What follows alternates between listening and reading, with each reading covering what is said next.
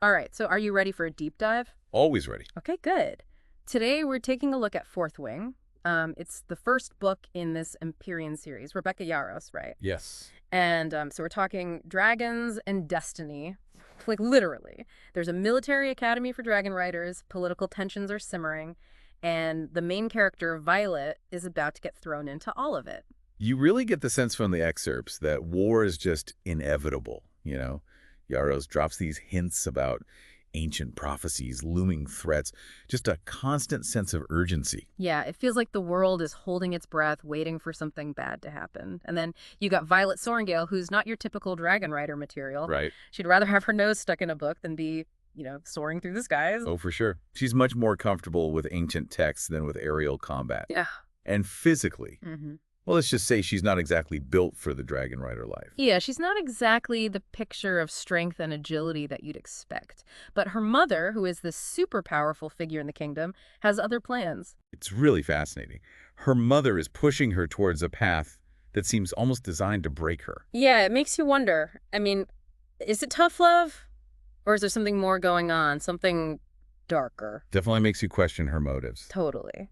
So Violet ends up at Basgith War College, specifically the Writers' Quadrant. And this isn't just some, fancy academy. It's like a brutal training ground. Super dangerous. A fatality rate there? Yeah. It's scary high. Yeah, they don't mess around. And we see that right away with the parapet trial. Oh, yeah. Talk about a trial by fire. hmm Walking across this narrow bridge high above a ravine, it takes serious guts. It's a test of mental fortitude as much as physical strength. And you can really see the pressure Violet is under, especially with some of the other candidates, like Jack Barlow. Jack Barlow, the poster child for cutthroat ambition. Uh-huh. He's all about competition. He thrives on it. He seemed to really enjoy making Violet's life a living hell. Yeah, he definitely saw her as a weakness, an opportunity to climb the ranks. Definitely added to the tension. Made me wonder if she would even survive. But she's not completely alone. She's got Dane, her childhood friend. Right. Dane ends up in the writer's quadrant, too. Yeah. He provides that little bit of normalcy for Violet, kind of a reminder of the life she left behind. But their relationship, complicated. Complicated is an understatement. Lots of unspoken tension there. The classic will they, won't they dynamic. Exactly. And then there's Xaden Rierson, this totally skilled, mysterious wing leader. He seems to have a thing for Violet. He's definitely intrigued by her, but also frustrated. Maybe because of her mother, or maybe he's trying to protect her from the realities of being a writer. It's definitely a push and pull between them. You can feel the sparks. And then things get really interesting during the threshing, right? Where writers bond with their dragon. This is where everything changes for Violet. She ends up bonding with not one, but TWO dragons, which we know is unheard of in this world. First, she bonds with Tarn, a powerful black dragon. And then, out of nowhere, she bonds with Andarna, a golden dragon. Golden dragons are incredibly rare. And they hold a lot of significance. Right. It suggests that Violet is something special, maybe even tied to those ancient prophecies we were talking about. Exactly. It makes you wonder about her lineage, her potential. What does this mean for her, for the Academy? It throws everything up in the air. And then you've got the signets, these magical abilities. And hers, well, it seems different. More potent, maybe, more dangerous. Definitely seems that way. Right. Remember when she accidentally unleashes that bolt of lightning during training? I was on the edge of my seat. It was intense. Clearly, she's got a lot to learn, but the power is there. Untapped. It's a bit frightening, honestly. And it's all happening against this backdrop of, like I said, a kingdom on the verge of war. You've got attacks on the borders, whispers of a traitor within the academy. And the Venin, don't forget the Venin. Oh, right. These terrifying creatures that drain magic, they're a constant threat. It's like Yaros has woven this tapestry of danger, right? Personal struggles, political turmoil, ancient threats. She's really good at connecting everything, making it all feel intertwined. Yeah, and then she throws in these ancient missives that Violet stumbles upon. Yes. The documents that mention the Athebine. Beings who can tap into raw magic without needing a dragon. I mean, that changes everything. It's like forbidden knowledge, Power that's not supposed to be accessible. And what the missives suggest about them, not good. Yeah. Abominations, corruption. Exactly. Which makes you wonder, right? What if the Venin are somehow connected to the Athebine? Oh, now that's a chilling thought. What if they're not just mindless monsters? Yeah. What if there's an intelligence behind them, manipulating them, or even creating them? Okay, so you've got Violet, who's just beginning to understand her power. And it might be connected to these ancient, possibly evil beings. It's a lot to process. It really makes you think, is she going to be a savior? Or could she become something far more dangerous? And then there's the betrayal.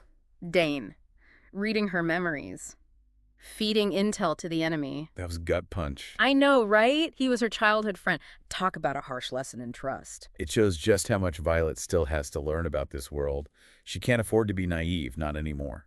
And this realization comes at the same time she's developing this connection with Xaden. Remember that scene in the training room when her lightning flares out of control and he jumps in to protect her? Oh, the tension in that scene was electric. Literally. It's clear he sees something special in her, something that scares him, but also fascinates him. Yeah, and in that moment, their relationship shifts. There's a new level of trust, a vulnerability that wasn't there before. And then on the parapet, Xaden admits his feelings, reveals he's been keeping her safe. Talk about a swoon-worthy moment. It was like watching a dam break. All those pent-up emotions finally coming out. But it also raises questions, right? Can they really be together with their families at odds and the dangers they both face? It's classic star-crossed lovers, but with dragons. Exactly. And then boom, they end up in the ruins of Regency-era. A city lost to time. Yaros is a master at keeping us on the edge of our seats. She takes fantasy, romance, political intrigue, throws it all in a pot, and then flips it over. And that's what makes Fourth Wing so captivating. It's a story that constantly challenges you, surprises you. And we're just getting started. Welcome back To our deep dive into Fourth Wing. when we left off. Violet and the Garden were in the ruins of Regency-era. A city lost to time. Yeah, it's a pretty dramatic way to end the excerpts, right? So many questions. Like, how did they even get there? What does this mean for the kingdom? You know, I think Yaros is using this lost city as a symbol. All the mysteries that Violet is uncovering about herself. About the world. Exactly. It's like she's stepping into a whole new layer of this story. And it makes me think about those ancient missives. The ones she found. Yeah, the ones that hinted at something even more dangerous than the venom. Like Athebine. Right. Beings who can tap into raw magic. No dragon, no Grayfin. Which is a huge deal in this world because magic is supposed to flow through those creatures. It's like a fundamental law, and the Athebine are breaking it. Ethics. And what the missives say about them, it's not pretty. Yeah, they talk about abominations, corruption. Exactly. Which makes you wonder, right? What if the venom themselves are connected to the Athebine somehow? Like, what if they're the result of this corrupted magic? Now that's a scary thought. It is, right. Because then you're not just dealing with mindless monsters, you're dealing with something, well, an intelligent force. Manipulating them, maybe even creating. This is where things get really interesting for Violet, I think, because she's already struggling to control her own lightning powers. They seem way more volatile Or destructive. than other riders. Yeah. And what if her power is linked to the Athebine somehow? Could she be, like, susceptible to their influence? I mean, it's possible, right? It's definitely possible. Her signet is already pretty destructive. And the Athebine represent this corruption of magic. It's like a dark path is opening up for her. And then you add the pressure from her mother. The looming war. Right, exactly. That's a lot. It is. Speaking of betrayal. Oh, Dane. Yeah. That was rough. I mean, he was her childhood friend, you know, someone she thought she could trust. But he was reading her memories. Giving information to the enemy. That's gotta leave some serious scars. It's a violation of trust, like on a fundamental level. And I think it highlights how important discernment is for Violet in this world. You can't be naive. Right, she has to question everybody's motives, even the people she's closest to. It's like she's being forced to grow up fast. Yeah, to shed those illusions about the world, about people. And this is where her relationship with the Gavin becomes even more important. Because he sees her potential, both good and bad. He's trying to guide her. In his own way. Yeah, in his own way. Gruff, enigmatic. There are some mixed signals coming from him for sure. He's pushing her, challenging her. But he also protects her. When things get really dicey. Like in the training room, when she loses control of her lightning, he steps in. That scene was a turning point. It was, wasn't it? You can see that vulnerability in him. A protectiveness he usually keeps hidden. And Violet senses it too. Oh, absolutely. There's a new level of trust building between them. And then you've got that moment on the parapet. Xaden admits his feelings. And reveals he's been protecting her from threats she didn't even know about. I mean, talk about a heart-stopping reveal. Enemies to lovers, but with this forbidden romance aspect. Because, let's be real, their families hate each other. They do. Her mother's the commanding general. His father was disgraced. Exiled for treason. And yet they're drawn to each other. It's like, what? It really It's is. Shakespeare, but with dragons. It is. And then, just to make things even more complicated, they end up in the ruins of Arisha. A city lost for centuries. Talk about a test for their relationship. Right. They're stranded together, Facing who knows what. forced to confront their feelings for each other, Their pasts. their fears. The choices that led them there. I have so many theories about what they might find in Arisha. What do you think? Like, do you think it holds the key to defeating the Venin? Or is it connected to the Athabine somehow? It's possible, right? I mean, Aricia was known for its powerful magic, so maybe it holds some ancient knowledge. Lost artifacts? Maybe even a weapon that could change the course of the war. Or it could be something we haven't even considered yet. Something completely different. That's what I love about Yara's writing. She keeps you guessing, She does. always subverting expectations. But I think it's important to remember the larger context here, you know. You've got this kingdom on the brink of war. Political factions fighting for power. A system that seems designed to pit people against each other. And within that system, Violet represents a kind of rebellion. Yeah, she is challenging the status quo, refusing to be defined by her family, her physical limitations. She's making her own path. Even if it means facing impossible odds. She's like the symbol of hope, I think, for anyone who feels marginalized or overlooked. She is. It's proof that you don't have to fit into a mold to be a hero. And that message, that resonates beyond Fourth Wing. It does. It's about embracing who you are, your strengths, your vulnerabilities. And finding the courage to fight for what you believe in, even when everyone tells you you can't. Exactly. And speaking of fighting... The Venin. Right. They're terrifying.